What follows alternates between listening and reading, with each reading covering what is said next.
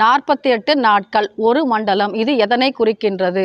நாம் நம்முடைய பிரார்த்தனைகளையோ அல்லது ஒரு சங்கல்பம் செய்து கொள்ளும் பொழுதோ தொடர்ந்து 48 நாட்கள் நாம் பாராயணம் செய்தால் நம்முடைய பிரார்த்தனைகள் நிச்சயமாக நடைபெறுகின்றன. இது எதனை குறிக்கின்றது என்பதை நாம் பார்க்கலாம். 9 கோள்கள், நவகிரகங்கள், சூரியன், சந்திரன், செவ்வாய், புதன், குரு, சுக்கிரன், சனி, ராகு, கேது, இந்த 9 கிரகங்கள்.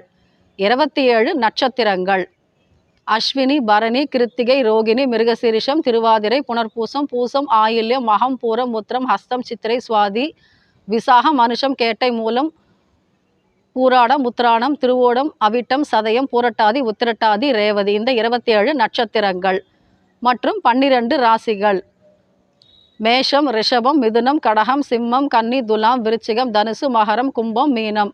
இந்த பூமியில் பிறந்தவர் யாராக இருந்தாலும் இந்த 27 நட்சத்திரங்களில் ஒருவராகத்தான் பிறந்திருக்க முடியும் மற்றும் 12 ராசிகளில் ஒன்றாகத்தான் அவர்களுடைய ராசி அமைந்திருக்கக்கூடும்.